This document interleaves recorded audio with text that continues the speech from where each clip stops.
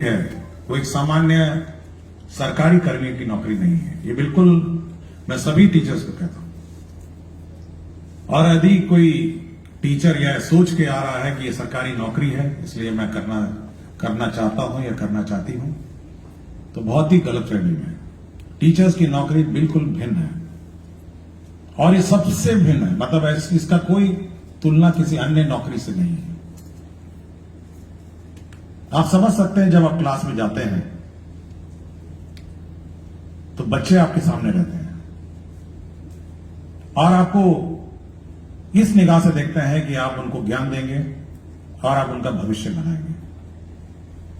एक सामान्य सरकारी नौकरी में क्या होता है, कार्यालय में बैठे हैं, संचिकाएं आती हैं जाती हैं, आप संचिका को कभी ऊपर भेजते हैं, कभी संचिका को नीचे भेजते हैं, आपकी मर्जी है, आप अप्रूवल करिए नहीं करिए, 5 दिन बाद करिए, 10 दिन बाद करिए।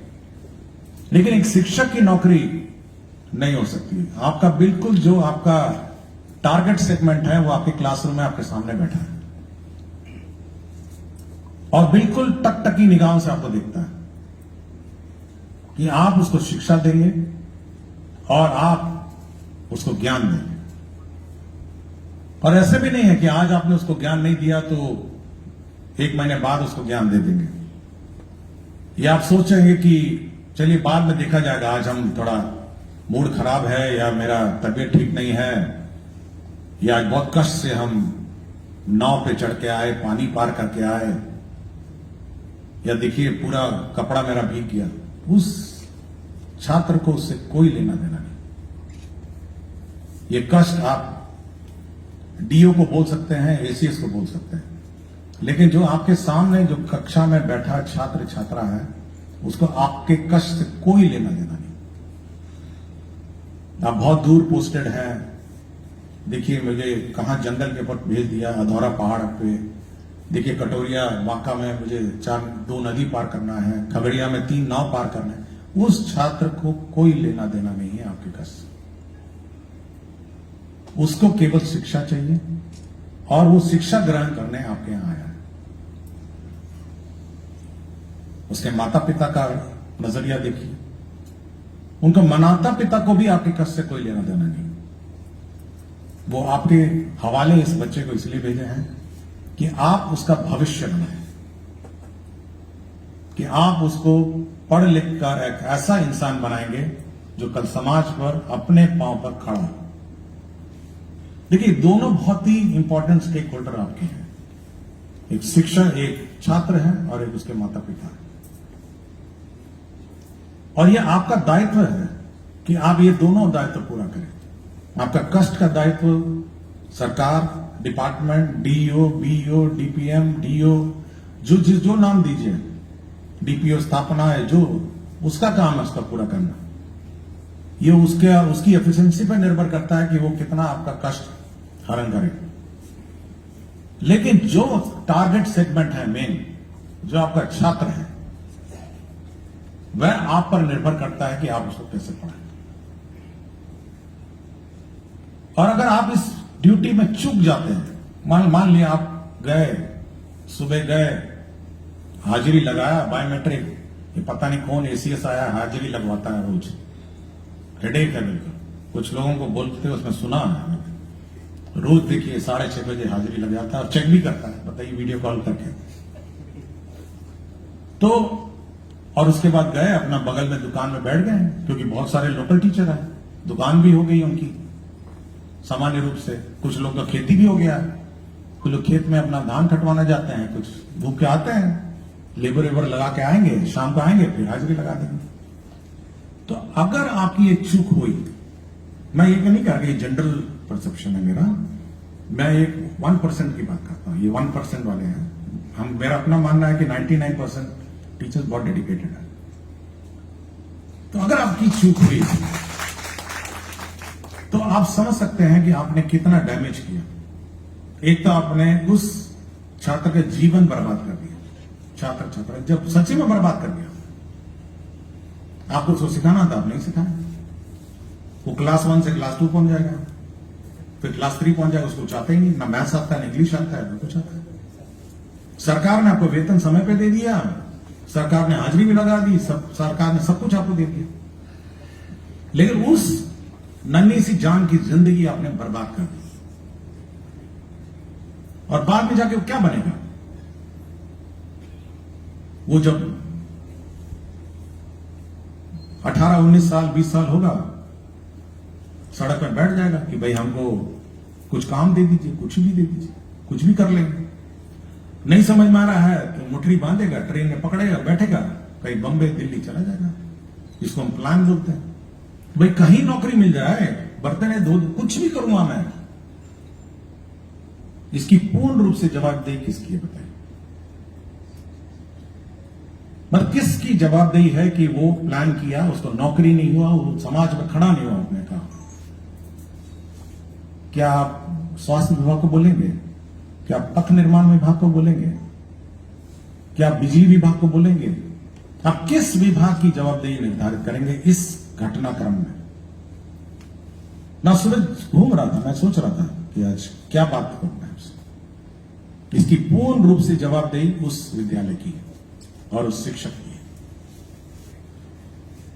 अगर वो चूकता है तो समाज में सब समस्याएं खड़ी हो जाएंगी।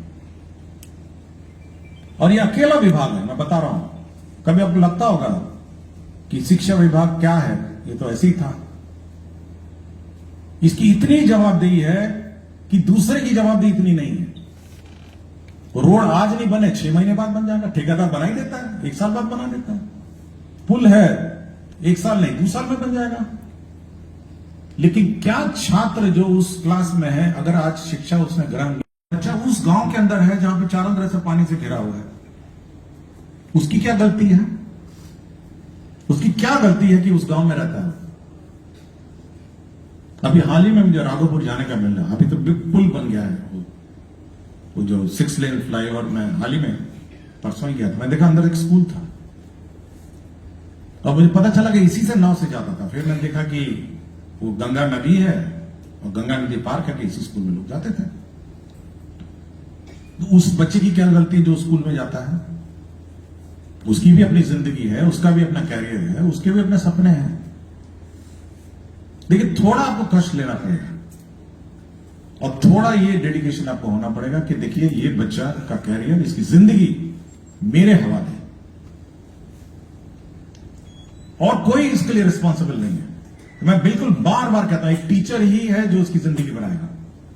बिजली विभाग उसकी जिंदगी नहीं बनाएगा या रोड डिपार्टमेंट उसका जिंदगी बनाएगा। कोई नहीं बना सकता ना, भाई कोई नहीं बनाएगा। ये दिमाग में बैठना चाहिए हमको कि भाई उसकी जिंदगी बनाने का कार्य शिक्षक का है। समाज में ऊंच नीच भेदभाव उसको मिटाने का काम किसका है? वो भी शिक्षक के बनते हैं। आप सोचते होंगे कि शिक्षक को कितना रिस्पॉन्सिबिलिटी है। मैं कोई अच्छे बैकग्राउंड का आदमी नहीं हूं, कोई फाइनेंशियली स्ट्रांग आदमी नहीं था, लेकिन आज शिक्षा के बल पे आया हूं ना। कोई और थ्योरी बता दीजिए कि ऐसे ही आ जाएंगे हम ऊपर। कोई थ्योरी बताइए ना इस दुनिया में कि अचानक आप सोशल स्टेटस से ऊपर पहुंच जाए अपने आप। शिक्षा क्या है? और उसका एक ही माध्यम है, टीचर्स ऑफ बिहार, इस राज्य के शिक्षक। ये एक ही है ना। और अगर शिक्षक कहने लग जाए कि नहीं ये करेंगे तो वो करेंगे तो वो करेंगे तो ऐसा होगा तो वैसा होगा, no, it can not happen, it will not wait.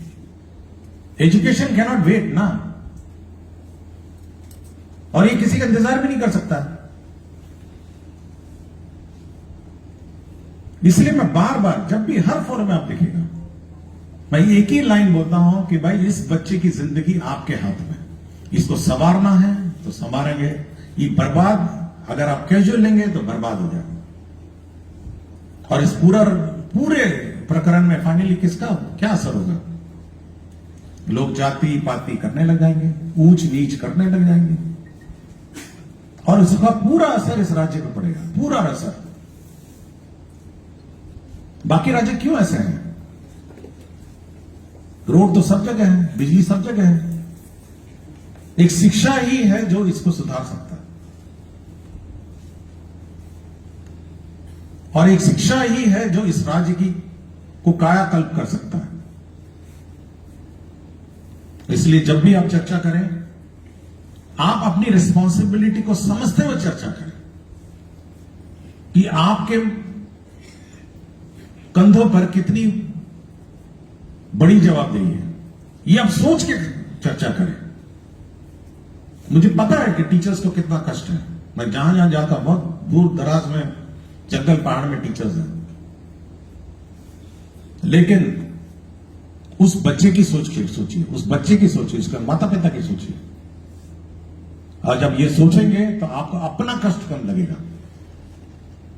आपको लगेगा नहीं, कुछ दिन मैं अपना कष्ट झेल के मैं इसको बच्चे की जिंदगी बना सकता हूं।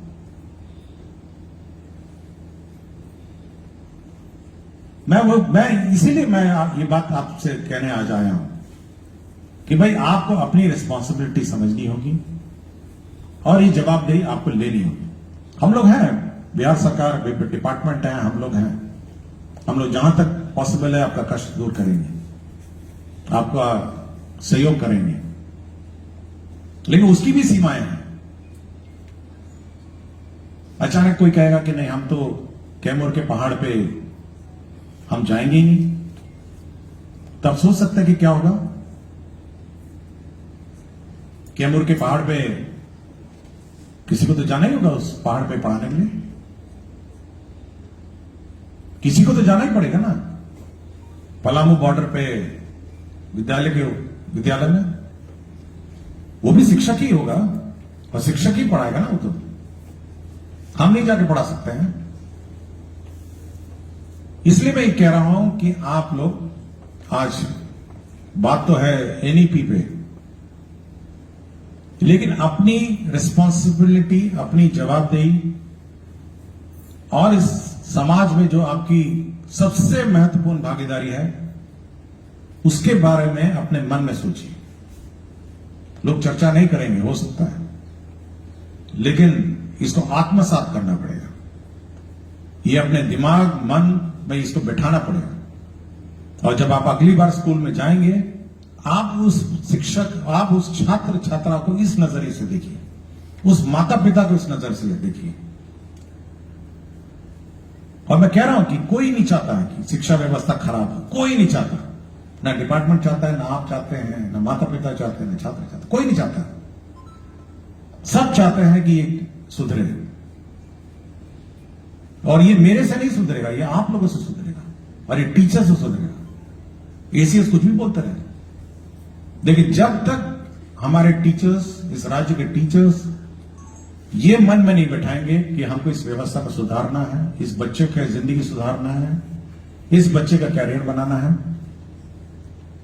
इस दुनिया की कोई ताकत नहीं है जो ये व्यवस्था में परिवर्तन ला सके। इसलिए मैं कह रहा हूं कि आप इस रिस्पॉन्सिबिलिटी को बखूबी निभाएं। और टीचर्स ऑफ बिहार, मैंने बहुत इनकी वेबसाइट पर रात को मुझे देखने का मौका मिला, बहुत सारे